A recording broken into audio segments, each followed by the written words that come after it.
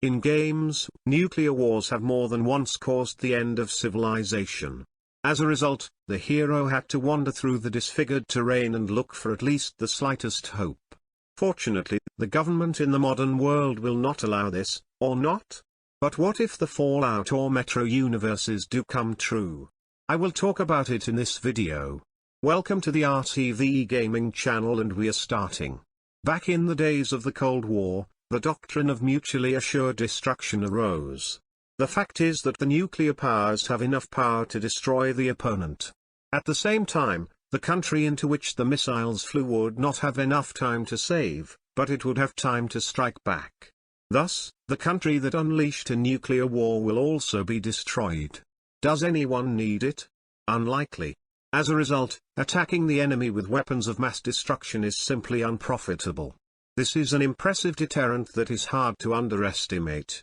Does the doctrine of mutual destruction guarantee security? Unfortunately, no. It's not even about the fact that any ruler will fly off the coils and reach for the red button. The reason may be more prosaic.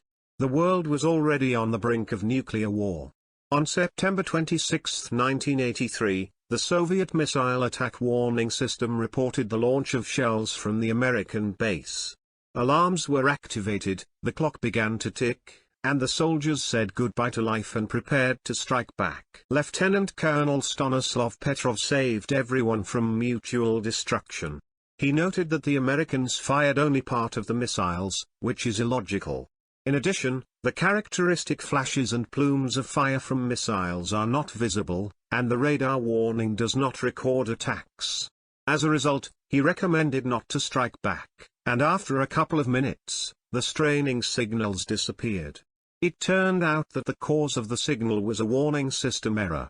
That case teaches that doctrine is not a panacea, and that a war of annihilation can be unleashed due to an absurd accident.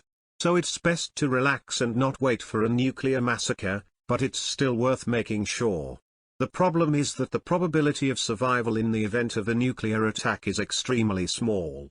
Any instructions only slightly increase the chance of salvation. The ballistic missile is very fast. It will be launched, fly 13,000 kilometers and explode, and only 40 minutes will pass.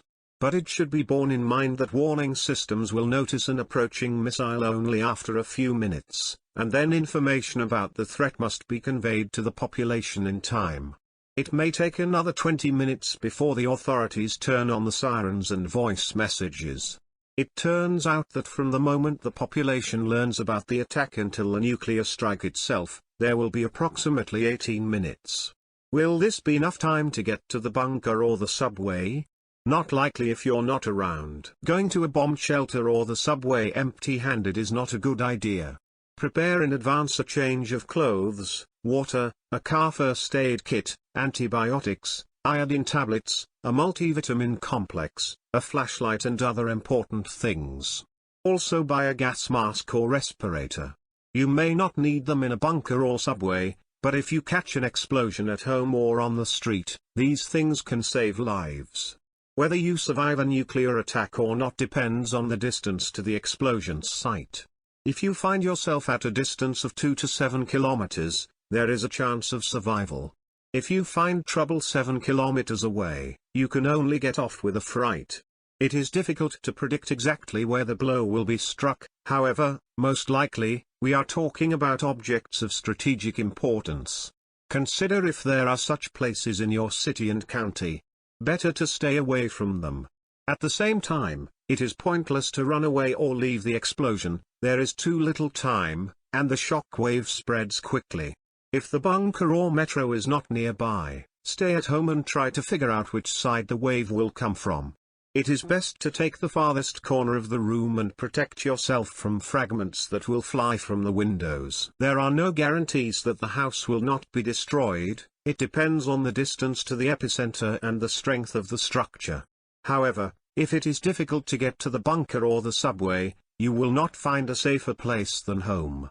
They say that the authors of games and films exaggerate the danger of radiation after a nuclear explosion, but it's still not worth climbing to the surface. If you survived a nuclear attack at home and were not seriously injured, continue to remain calm and act. First of all, you need to wipe your face with a damp cloth, removing nuclear dust. Then quickly put on a gas mask or respirator. If the equipment is not at hand, cover your mouth and nose with wet wipes or put on a pair of medical masks. It is not worth sitting at home, as the walls that survived the blast wave will not protect against radiation.